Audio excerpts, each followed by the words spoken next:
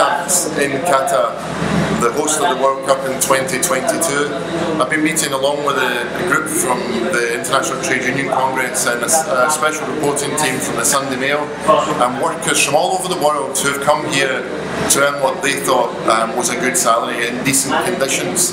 But they're working in the construction industry and helping build this country's infrastructure, transport and much else besides, including the starting on the World Cup projects.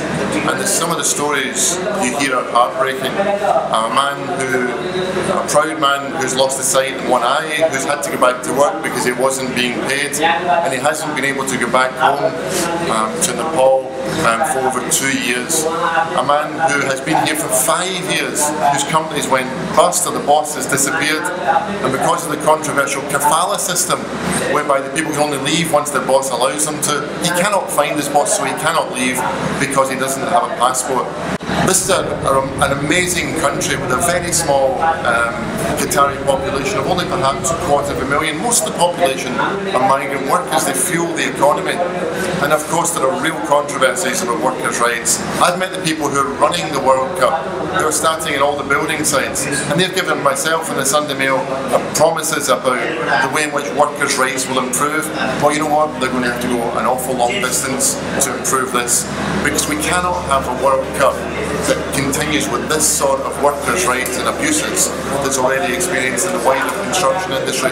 The improvements that have been promised have to happen, because this isn't the deal that the world signed up to. This isn't the vote that FIFA had, that the workers should be treated in this way. That these 9 stadiums, yes, of course they're going to be built on the sweat of workers, but it shouldn't be built on the blood of these workers. So the abuses that happen more widely in the economy should not be allowed to be repeated as they build the stadiums. FIFA has got to act.